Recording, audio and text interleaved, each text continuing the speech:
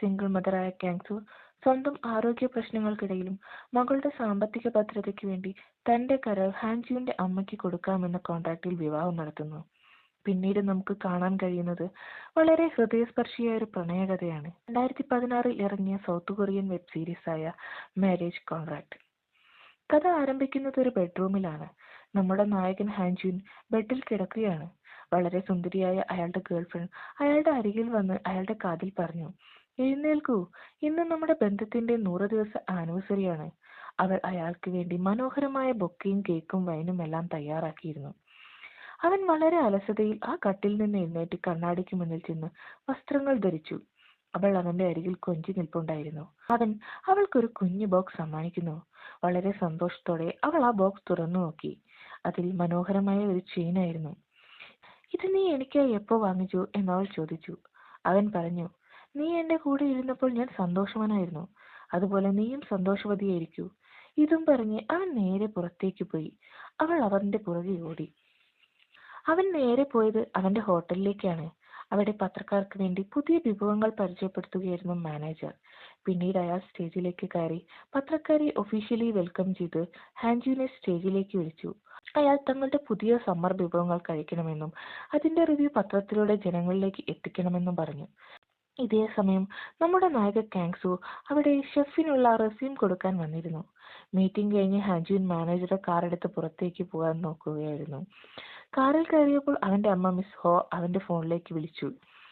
അവന്റെ അച്ഛന്റെ ബർത്ത്ഡേ ആണെന്നും അവർ വിളിച്ചിട്ട് അദ്ദേഹം ഫോൺ എടുക്കുന്നില്ലെന്നും പറഞ്ഞു. താൻ വാങ്ങിയ ഗിഫ്റ്റ് അദ്ദേഹത്തിന് കൊടുക്കാൻ പറയുന്നു. അച്ഛനും അമ്മയോട് യാതൊരുവിധ ബന്ധവുമില്ലല്ലോ, നീ എന്നെ ബുദ്ധിമുട്ടിക്കരുത് എന്ന് പറഞ്ഞ് അവൻ ഫോൺ കട്ട് ചെയ്തു. ഹാൻജുൻ കാറെടുത്ത് പുറത്തേക്ക് ഇറങ്ങി. കാങ്സു റെസ്യൂം കൊടുത്ത് പുറത്തേക്ക് വരുന്നു. ആ നേരം കാങ്സുവിന്റെ മകൾ ഒരു പൂച്ചയുടെ പുറകെ റോഡിലേക്ക് ഓടി. ഹാൻജുവിന്റെ കാർ കുട്ടി ഇടിക്കാൻ പാകത്തിൽ എത്തുന്നുണ്ടായിരുന്നു.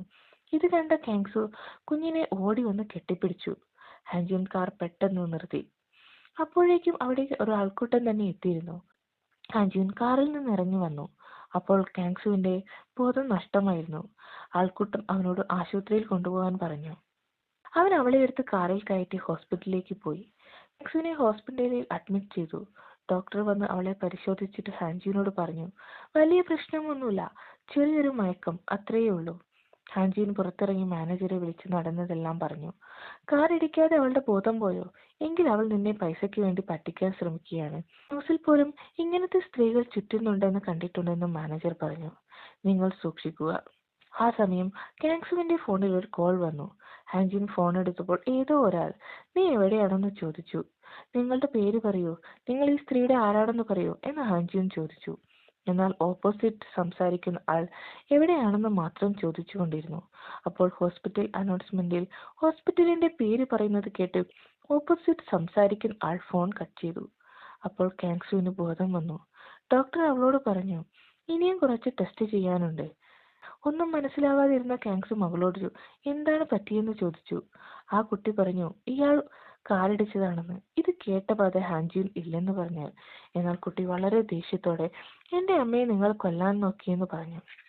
കാങ്സു ടെസ്റ്റ് ചെയ്യാനുള്ളത് കൊടുത്തിട്ട് തിരികെ വരുമ്പോൾ ഹാൻജുൻ പറഞ്ഞു, നിങ്ങളുടെ ടെസ്റ്റ് റിസൾട്ട് വരുമ്പോൾ തരാം എന്ന് പറഞ്ഞ് അവർ ഫോൺ നമ്പർ കൈമാറി. കാങ്സു ഹാൻജുവിനോട് പറഞ്ഞു, ഇനിയെങ്കിലും കാർ സൂക്ഷിച്ചു കേട്ടു. ഇത് കേട്ടപ്പോൾ ഹാൻജുൻ പറഞ്ഞു, കാർ ക്യാമറ നോക്കൂ, നിന്റെ കുട്ടിയാണ് എന്റെ കാറിന് മുന്നിൽ ചാടിയത്. കാർ ഇടിക്കാതെ തന്റെ ബോധം പോയോ? നീയും നല്ല ഫ്രോഡാണ്. ശരിക്കും ഞാൻ പോലീസിനെ വിളിക്കേണ്ടതാണ്. ഇതും പറഞ്ഞ് അവൻ ബില്ലടയ്ക്കാൻ പോയി. ബില്ലടയ്ക്കുന്ന സ്ഥലത്ത് ഫോണിൽ വിളിച്ച ആളെയും കണ്ടു. നീയാണല്ലേ അവളെ കാറിടിച്ചത് എന്നയാൾ ചോദിച്ചു. നഷ്ടപരിഹാരം കൊടുത്തോ? ഒന്നും മനസ്സിലാകാതെ ഹാൻജുൻ. അപ്പോൾ അയാളുടെ സഹായി അയാളെ വിളിച്ചു, ബോസ്, അവൾ ഈ വഴിയാണ് പോയത്. അയാൾ അവളെ തിരക്കി പോകാൻ നോക്കി. പോകുന്നിടയ്ക്ക് ഹാൻജുവിനോട് പറഞ്ഞു, നിന്നെ പിന്നെ കണ്ടോളാം. കാങ്സു മകളുമായി എക്സ്കലേറ്റർ വരുമ്പോൾ അവർ വരുന്നത് കണ്ടു. അവരും അവളെ കണ്ടു. അവൾ കുഞ്ഞിനെയും കൂട്ടി ഓടി. അവർ പുറകെ ഓടി. അവൾ ഹാൻജുവിന്റെ കാറിൽ കയറി ഒളിച്ചിരുന്നു. തേടി വന്നവർ കാങ്സു പോയെന്ന് കരുതി തിരിച്ചുപോയി. ഹാൻജുൻ കാറിൽ നിന്ന് ഇറങ്ങി വന്ന് കാങ്സുവിനെ കാറിൽ നിന്ന് പിടിച്ച് വെളിയിലിറക്കി. കുറച്ചു പണം അവളുടെ കയ്യിൽ എടുത്തു കൊടുത്തിട്ട് പറഞ്ഞു, ഇനി നീ കൊച്ചിനെയും കൊണ്ടുള്ള ഫ്രോഡ് പരിപാടി നിർത്തിക്കോ, ഇല്ലേ ഞാൻ നിന്നെ പോലീസിൽ ഏൽപ്പിക്കും. ഇതും പറഞ്ഞ് അവൻ കാറെടുത്ത് പോയി. ഇപ്പോൾ അവന്റെ അച്ഛന്റെ ബർത്ത്ഡേ സെലിബ്രേറ്റ് ചെയ്യാണ്. അവിടെ അവന്റെ അച്ഛന്റെ ഭാര്യയും അവരുടെ മകനും ഉണ്ടായിരുന്നു.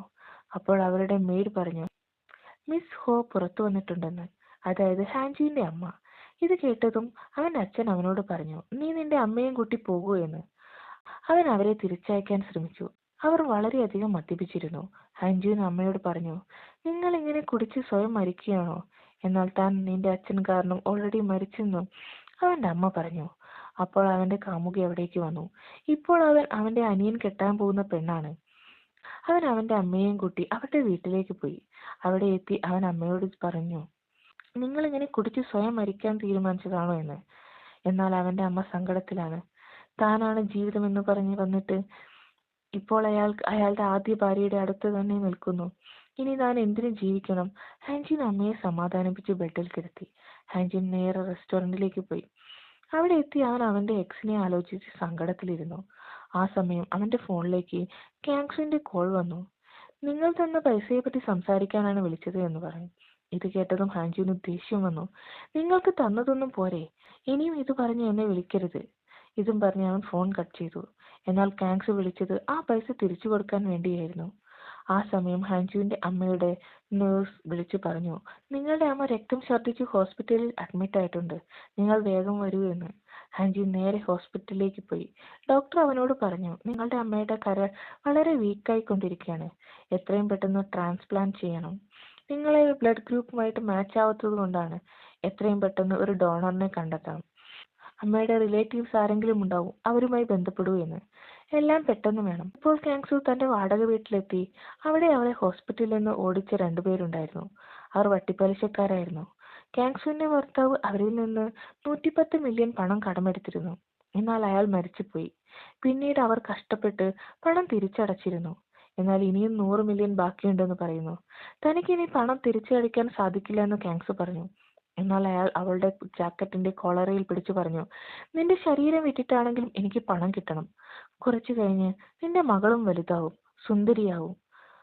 അവളെ സൂക്ഷിക്കുക. ഞാൻ പറഞ്ഞത് നിനക്ക് മനസ്സിലായോ? അതുകൊണ്ട് നീ എന്നെ ഇനി ഇങ്ങോട്ട് വരുത്തരുത്. ഇതും പറഞ്ഞ് അയാൾ അവിടുന്ന് പോയി. കാങ്സുവിന് റെസ്റ്റോറന്റിൽ നിന്ന് ഫോൺ വന്നു. മാനേജർ പറഞ്ഞു, നിങ്ങളുടെ റെസ്യൂം ഞാൻ ചെക്ക് ചെയ്തിട്ടുണ്ട്, നിങ്ങൾ റെസ്റ്റോറന്റിൽ വരിക എന്ന്. മാനേജർ ചെറിയൊരു ഇന്റർവ്യൂ ചെയ്ത് അവളെ അവിടെ അപ്പോയിന്റ് ചെയ്തു. ഹാൻജുൻ തന്റെ അമ്മയുടെ സഹോദരനെ കാണാൻ പോയതാണ് ഈ സമയം. ഹാൻജുൻ അയാളോട് സഹായം ചോദിച്ചു. എന്നാൽ അയാൾ അവനോട് ദേഷ്യം വരുന്നു. ഇത്രയും കാലം എവിടെയായിരുന്നു? ഇപ്പോൾ നിനക്ക് നിന്റെ സഹായം വേണമല്ലേ? അവൾ എന്റെ സഹോദരിയല്ല എന്ന് ഹാൻജുനോട് പറഞ്ഞു. അപ്പോൾ ഹാൻജുൻ, എത്ര പണം വേണമെങ്കിലും തരാം, എന്റെ അമ്മയുടെ ജീവൻ രക്ഷിക്കണം, സമയം ഒട്ടുന്നില്ല. എന്നാൽ ഇത് കേട്ടതും അയാൾക്ക് ദേഷ്യം വന്നു. നീ നിന്റെ അമ്മയെ പോലെ തന്നെ, പണത്തിന്റെ ഹുങ്കാണ്. കുറച്ചു കൊല്ലം മുന്നേ എന്റെ ഭാര്യ അസുഖം വന്ന് ആശുപത്രിയിലായപ്പോൾ നിന്റെ അമ്മയോട് ഒരു 10 ലക്ഷം രൂപ ചോദിച്ചു. എന്നാൽ അവൾ പറഞ്ഞത് അവൾക്ക് ഇങ്ങനെ ഒരു സഹോദരൻ ഇല്ലെന്നാണ്. എന്റെ ഭാര്യ മരിച്ചു. ഇനി 10 മില്യണും 100 മില്യൺ കിട്ടിയാലും എന്റെ ഭാര്യ തിരിച്ചു വരില്ല. അതുകൊണ്ട് നീ തിരിച്ചു പോവുക. അവൻ പിന്നെ നേരെ പോയത് ഹോസ്പിറ്റലിലേക്കാണ്. അവിടെ അവന്റെ അമ്മ അവനെ കാത്തിരിക്കുന്നുണ്ടായിരുന്നു. അവനെ കണ്ടതും ഓടി വന്ന് അവർ കെട്ടിപ്പിടിച്ച് കരഞ്ഞു. ഇവിടുത്തെ നേഴ്സ് പറയുന്നു, ഞാൻ ഇനി കുറച്ചു കാലമേ ജീവിക്കൂ എന്ന്. എനിക്ക് മരിക്കണ്ട, എനിക്ക് നിന്റെ കല്യാണം കാണണം, നിന്റെ കുഞ്ഞുങ്ങൾക്കൊപ്പമുള്ള നമ്മുടെ ഫാമിലി ഫോട്ടോ ചുമരിൽ തൂക്കണം, എന്നെ രക്ഷിക്കൂ എന്ന് പറഞ്ഞവർ കരഞ്ഞു. ഇത്രയ്ക്ക് ആഗ്രഹങ്ങൾ നിങ്ങൾക്കുണ്ടായിരുന്നെങ്കിൽ എന്തിനു നിങ്ങൾ കുടിച്ചു നശിച്ചു എന്ന് അവൻ ചോദിച്ചു.